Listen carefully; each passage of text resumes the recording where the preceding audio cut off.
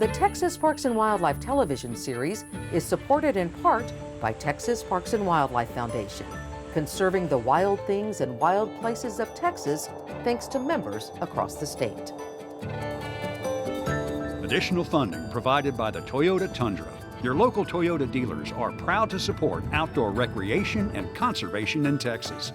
Adventure, it's what we share.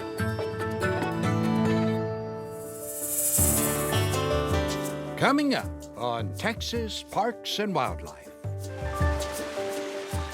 You can be inspired by the nature itself, and somehow try to convert that into music. If it's in the water, big crab, it usually has something in it. When they arrive, they just step out onto the boardwalk.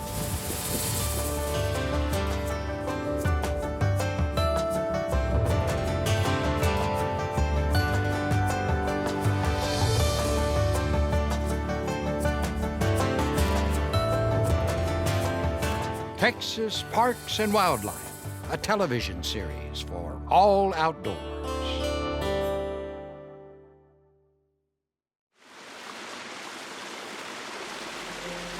With site-specific dance, you have to adapt and shape-shift your movements in real time. It's ever-changing, it's evolving, it's ever-living. I started making music with plants about 11 years ago. We're translating these slight changes in electricity in plants into music. You can be inspired by the nature itself, and somehow try to convert that into music.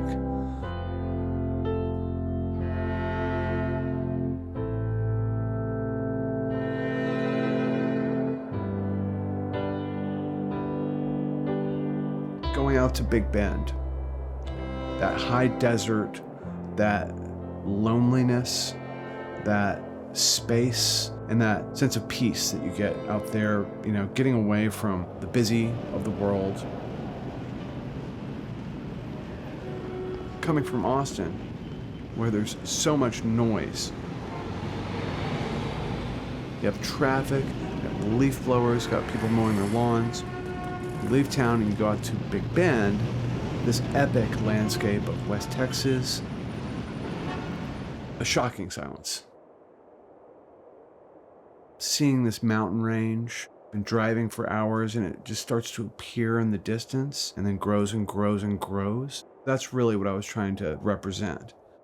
My name is Justin Sherburne. I'm a composer here in Austin, Texas. My group is called Montopolis. The essential thing for me was representing that majesty and that minimalism. What are you trying to do? You're trying to communicate that feeling to people when they listen to the music. What emotion is this giving to me? And you do that through all the tools that you have as a composer. Melody and rhythm and choice of instrumentation and all these things. So that's the starting point.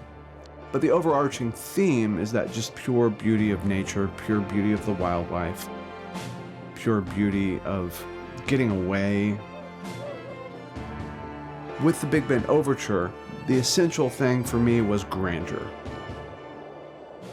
And it starts with this big fanfare representing the mountains and the majesty, followed by silence. So it's a big phrase and then silence for 2 bars.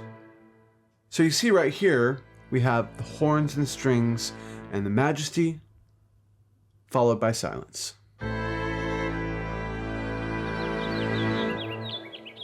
There's so much in nature that directly translates to music and provides this great inspiration. It's just an infinite source for describing the emotion musically, but sometimes I'm quite literal.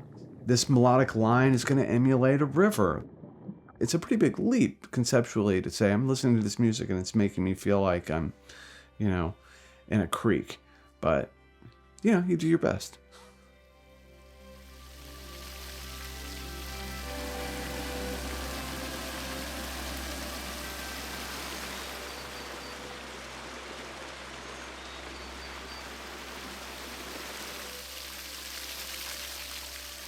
Doing dance in nature really connects and grounds me to my identity, to my bigger place in the world, and my purpose.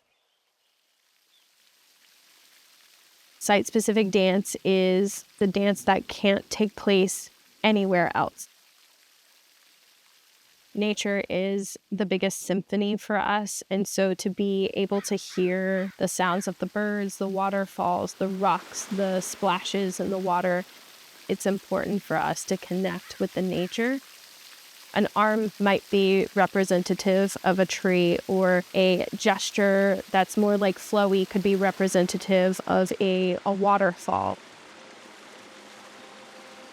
All of those movements were inspired by things that we see in real time.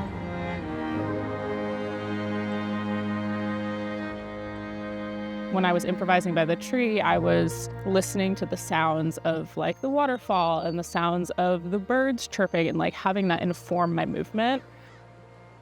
We get to explore our environment in a way that I think the average person doesn't get to.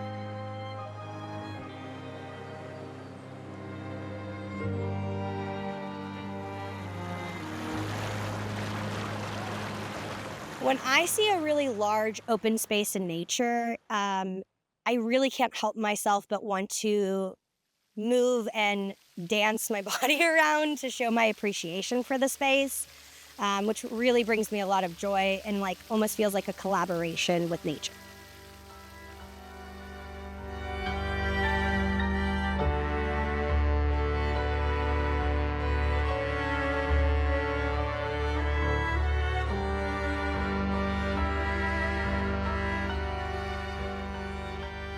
It's almost like a meditative process, which might seem odd since we're not like closing our eyes or standing still, but you're able to really like go into this serene mindset and enjoy all of the details that sometimes when you're moving so fast in life, you miss.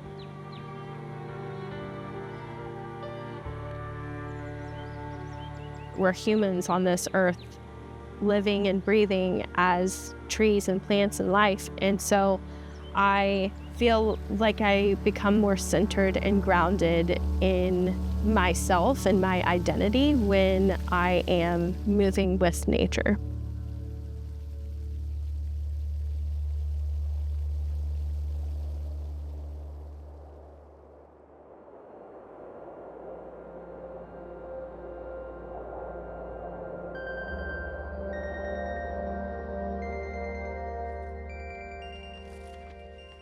Every single step is a new moment. We're always evolving. We're always moving forward. Everything's going to change. So as we're walking on a trail, it's nice to take a moment to stop and enjoy where you are. My name is Joe Patitucci, and I make music with plants. It seems interesting that I'm always inspired by these natural places. It's almost like they were speaking through me musically. And I thought, what would happen if I just took myself out of the equation? What if the plants could kind of sing on their own? Oh, this is really cool. I love the color. I'll set up and lay my things down and then bring out my plant waves. Now I'm connecting my clips to the leaves of the Turk's cap. And I'm listening.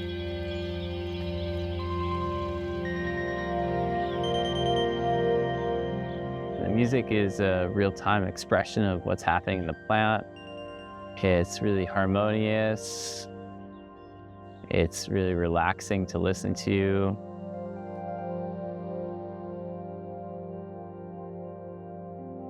And then when I unclip, it all fades away.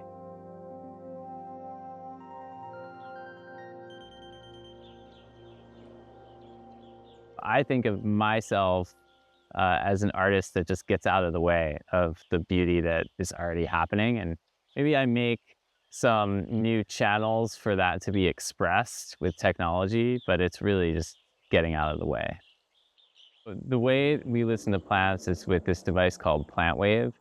It reads slight changes in conductivity through a plant. It graphs those as a wave and then translates the wave into pitch. And those pitch messages are routed to different instruments that I design. So every single note that is expressed in plant music is the representation of a change that's actually happening in real time in a plant. Yeah, technology can be whatever you want it to be. Technology can be a distraction or it can be a tool. It helps me to connect to what I value most, and it's just natural beauty is the most perfect beauty that could exist. This idea of nature being separate from humanity is a myth that we tell ourselves. When you have that kind of understanding of plants, kind of ingrains a new level of respect for our environment and how we're caring for places like this park.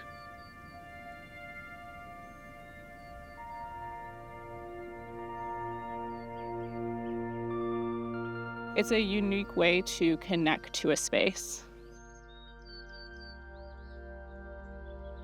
Being here at sunrise, it just feels like we were greeting the day. My sort of inspiration to start all of this is learning about people's experiences with nature.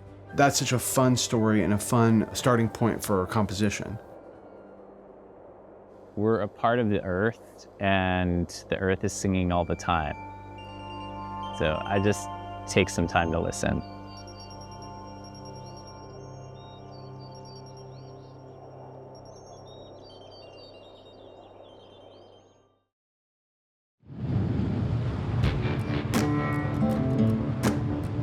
The people who are out here a lot understand the importance of keeping our bays clean. They're going out on their own vessels, using their own time to help us remove these traps. We have a pretty strong passion for taking part in this effort. If it's in the water, it usually has something in it. Blue crabs and stone crabs and fish are in the trap.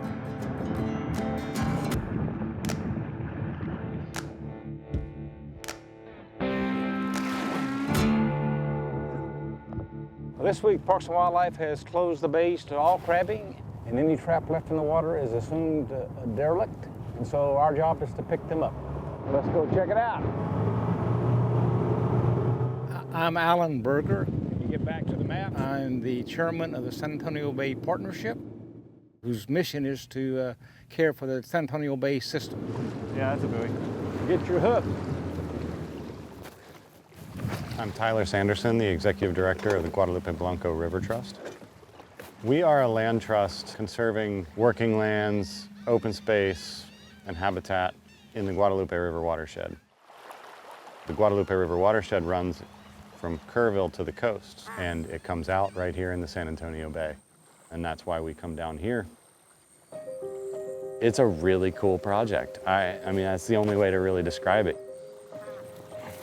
2 stone crabs, 3 stone crabs. When you actually get out there and you see how many traps are left, Yeah, 3. and how many critters are stuck, it has an impact on you.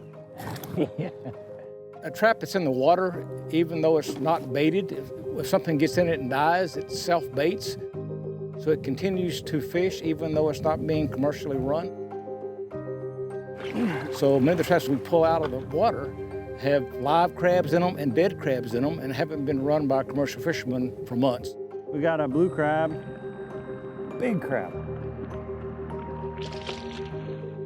It kills crabs and it kills fish the same way. 1, 2, 3, 3 fish. And so that's the primary importance of getting them out of the water so that they're not ghost fishing. Come on out of there, buddy. There you go. In addition to that, they also are navigation hazards. This one's damaged. Boats run into them. It's damaged too? Yeah. Just a dead fish. Shrimpers catch them in their nets. As important to me is that they're ugly litter all along the beachfront. Nice and light.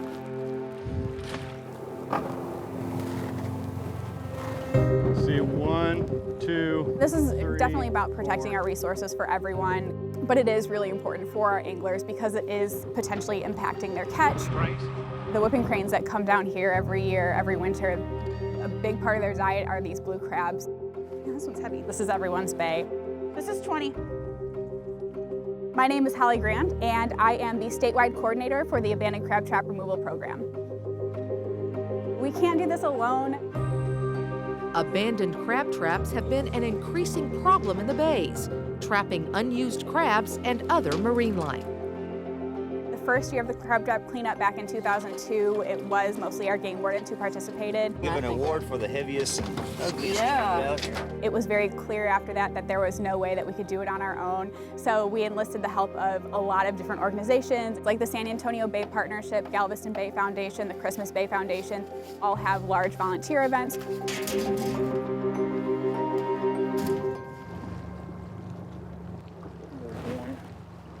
See a float? See one out there, yeah. I was a fishing bum for about 3 years when I retired. And then I decided it was time to kind of start giving back a little bit of my love to the bay. Another one right out there. Enough. We don't need any more. I love the coast and that mission to conserve the bay. 6 fish, 3 of them dead. There's quite a few critters in these. Every single one, it seems like, has had something in them. You see a lot of dead fish in here, but the ones that are alive, it does feel good that, hey, you're sending them home. You're a slippery bugger. My back's gonna be a little sore. My shoulders are gonna be a little sore. I don't work out normally, so getting my workout in this week. This one needs a haircut like me. Wilson! The best part about this is that at the end of the day, you can actually look and see what you've been able to accomplish. Entire body workout doing this. I don't know how many we've done, about 40.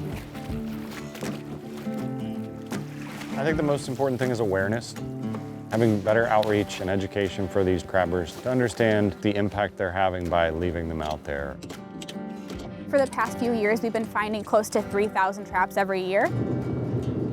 Since the beginning of the program, we've been able to save over 500,000 blue crabs. Yeah, it's really uplifting. We'll be back. If we do a good job of managing our business, we shouldn't have to pick up so many traps. So my goal is to see the number of traps we pick up go down every year.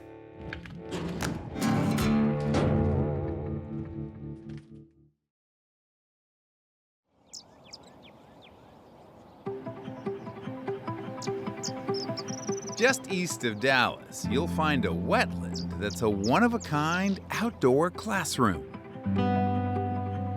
Today, in the East Fork Wetland, the John Booker Sands Wetland Center, we're welcoming Black Elementary from Mesquite Independent School District. When they arrive, they'll unload off the buses and they just step out onto the boardwalk. We call it an immersive boardwalk hike. They go out for 20 to 30 minutes and make general observations. Oh, there's ducks back there. So the East Fork Wetland is about 2,000 acres, mostly open, emergent wetlands, but we also have some hillside and some streamside and riverside riparian areas. Ew, I want it. Wait, where? I can't see y'all's view. Right there. That light green right there. Oh, I see it.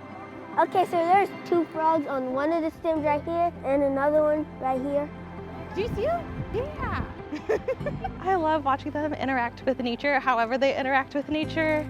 And look, a dragonfly. I think it's important because they're making those connections. Oh, look, right there. There's like a ton. Oh my God, there's a family of fish. I like to go outside and enjoy the outside world, and I like to see a lot of animals running around and look at them up close. All right, come on guys, let's keep walking, see if we find other stuff. This isn't just a wetland outdoor classroom. Taking water out of the Trinity, this is a water treatment wetland that cleans up to 90 million gallons of water a day. This natural treatment system, our wetlands, is the largest man-made wetland system in the United States. And it provides a number of different ways of treating the water. There it's coming up. We use gravity, we use sunlight, we use plants in order to polish the water and remove constituents such as suspended solids, phosphorus, and nitrogen. This natural water reuse concept was crafted by John Bunker Sands, turning his family's cattle operation into a one-of-a-kind wetland. We got quite a bit of the sedge. Loretta Mokri helped come up with the idea. Before the wetland was built, this was an operating ranch. It had been leveled and ditched and drained to where everything was in big square pastures. Early spring until we get the first really hard freeze, you'll have Delta arrowhead blooming. So at this time we're looking at planting all of these gaps with giant bulrush. When you're ready, and I'll pull it out. No. So that we can fill in and have a fully vegetated marsh area that the water has to percolate through. This project is a tremendous opportunity to make good use of those water resources which are in our area. We are really proud to be able to implement a project to use local resources to meet the needs of our local communities. You know, there's been a change in time, but it's been a change for the good, so that we have this sustainable water supply at the same time that we're protecting the aquatic environment of the river as well as the aquatic environment that's here in the wetland. I have a son and daughter-in-law and 5 grandchildren that live in Plano, Texas. And developing this wetland as it comes through, I know that it helps provide water supply that they receive at their tap. This is water supply to my grandchildren. It makes you feel good.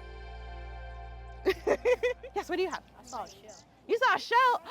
That's really good. I tell them, like, this water that is a habitat for other ecosystems, this is your drinking water. Like, this is, you use it, you're gonna cook your ramen noodles with it, you're gonna flush the toilet with it, you're gonna shower with it. And that really gets their attention, because after they start noticing that this affects me, that gets that buy-in. She said that also how they clean the water is with the little cattails that was in the water. It is really cool how you get to see all the plants and all the animals that make the water like clean, and that's the water that you use. It was pretty cool, actually. So if you just glance right into the water, what do you see floating around on top? Yeah, a lot of minnows. When I think about the work that we do here, You might want to pull off some of the big stuff. Oh, there's the beetle in the bottom. See him right there? and the work that we do here isn't just about students coming through and learning about what water is and how we recycle it. It's about creating that next best solution that is more powerful than we can imagine today. Oh, wait, they get a fish. We're not just hugging trees, we're hugging cattails, literally. We're immersing them into the water. We're giving them an opportunity to see what it might be like to either be a scientist or a biologist in this, or just someone that engages with nature differently than they did before. So if we can reach one student on that level, or many students, and then as they grow older and go off to college and say, this is what I want to do. I was at John Bunker Sands for 4 hours one day, and it's amazing what they did there. That's the difference that we want to make in the world. That's the next best solution.